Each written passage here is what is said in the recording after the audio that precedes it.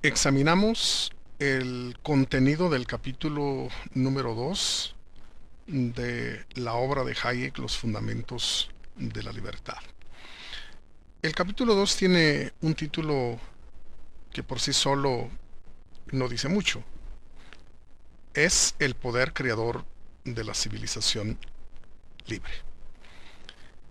Lo que sucede es que nuestro autor hace una diferenciación a lo largo de su obra entre la vida propiamente civilizada y la vida de los nómadas que hace poco más de 12.000 o 15.000 años andaban por diversas partes del planeta sin tener un lugar fijo donde vivir. Obviamente, esos grupos nómadas no se pueden comparar con lo que conocemos hoy como la vida civilizada, una vida que se lleva a cabo en el contexto de la ciudad, una vida que obviamente se desenvuelve en un medio sociológico mucho más complicado, mucho más complejo, porque la vida de los grupos nómadas era realmente una vida bastante sencilla, bastante simple, donde el pater familias, el jefe del grupo, pues llevaba a a esa pequeña agrupación de unas pocas docenas de personas a donde hubiese suficiente pesca, caza, agua, raíces y frutos de los cuales dependía la vida del hombre. El proceso de evolución de la cultura arrancó a los seres humanos de esos grupos pequeños donde se colaboraba y se cooperaba únicamente con los seres que uno conocía, a un ámbito de cooperación mucho más amplio, el de la vida civilizada, y que Hayek denomina el orden extenso de cooperación.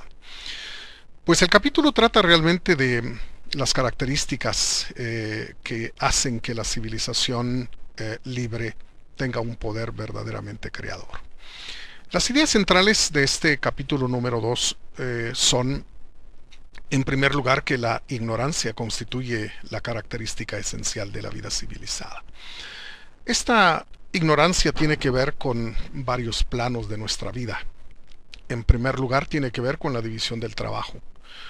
No podemos saberlo todo, pero lo fabuloso de la vida en civilización es que hay alguien que tiene ese conocimiento.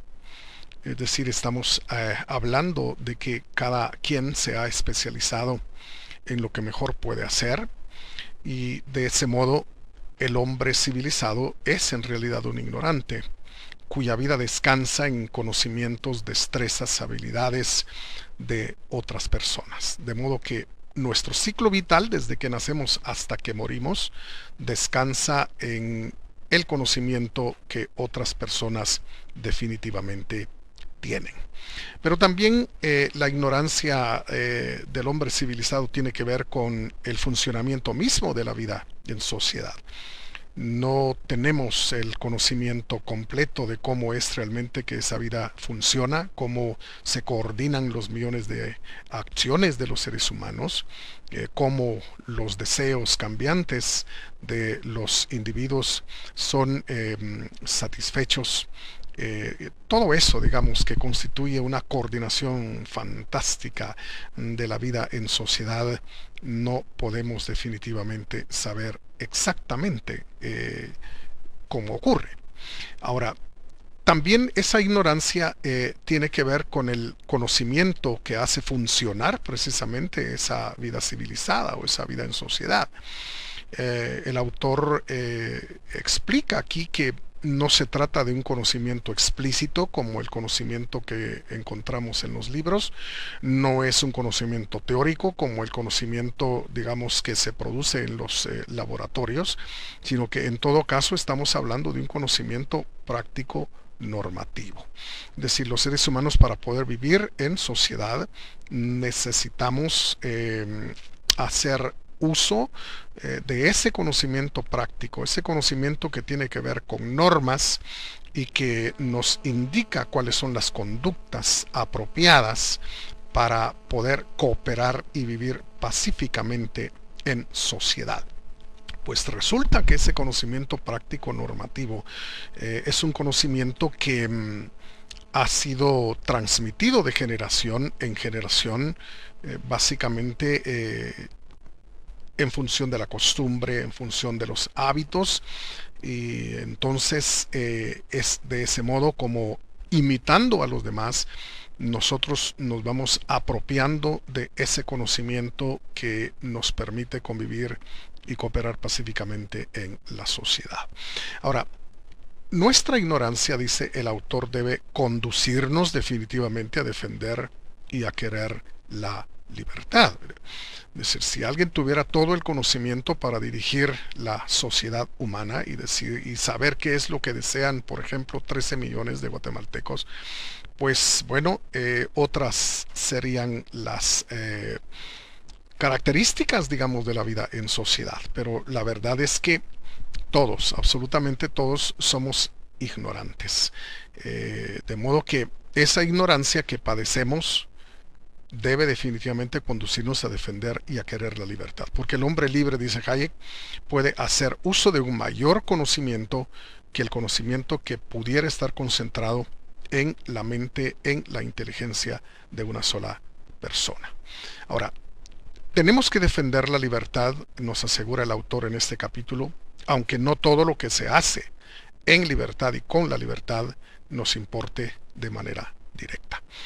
A veces nos equivocamos cuando creemos que limitar la libertad y el ejercicio de la libertad a profesiones, oficios y personas que hacen cosas que a nosotros directamente no nos incumben, pues pensamos que no va a redundar eso en efectos sobre nosotros mismos, pero nos equivocamos cuando pensamos así. Necesitamos definitivamente defender la libertad. Entonces, aunque no todo lo que personalmente podamos hacer con la libertad nos importe de manera directa, porque tarde o temprano el hecho de que a algún sector, a alguna persona de la sociedad se le impida el ejercicio de la misma, podría tener consecuencias desastrosas sobre nosotros de manera indirecta.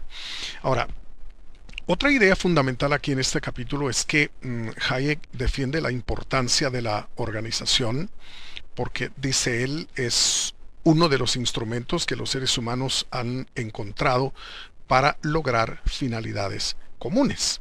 Entonces, debe quedar en claro que Hayek no está en contra para nada de la organización. Al contrario, reconoce que los hombres nos organizamos en la medida en que encontramos a otros seres humanos que quieren perseguir las mismas metas y alcanzar los mismos objetivos. Entonces, organizarnos es la mejor forma de alcanzar esas metas y, por supuesto, de esa manera también optimizamos los recursos en términos generales. Ahora, lo que Hayek rechaza en este contexto del capítulo 2 es que se considere a la sociedad como cualquier otra organización, porque en realidad la sociedad responde a otras razones de ser. Por ejemplo, la sociedad no tiene fines, mientras que una organización sí los tiene.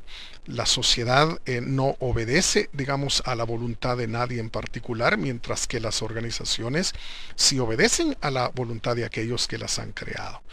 La sociedad se basa en leyes de carácter general, mientras que las organizaciones obedecen leyes mucho más concretas y más específicas.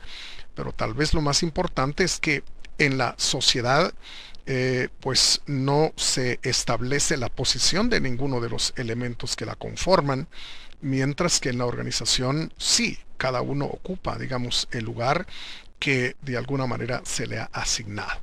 Por eso es que en la sociedad es importante la libertad y, por supuesto, esa libertad permite una movilidad social en todos los sentidos. Ahora, el problema, dice Hayek, es que aquellas personas que están muy influidas por el pensamiento racionalista, es decir, que tienen una gran fe en la capacidad de la razón humana, lo quieren controlar todo. Obviamente, el papel de la razón es precisamente el control, pero nos equivocamos cuando queremos tratar a la sociedad como que si fuera una organización, cuando en realidad se trata de órdenes completamente distintos. El de la organización es un orden creado, mientras que el de la sociedad es un orden de carácter espontáneo. Entonces el racionalista no se da cuenta de que el progreso de la sociedad depende de la libertad. Terminamos con la frase que dice: no estamos lejos del momento en que las fuerzas deliberadamente organizadas de la sociedad destruyan aquellas fuerzas espontáneas que hicieron posible el progreso. Ojalá que estemos dispuestos a defender nuestra libertad para que esto no ocurra.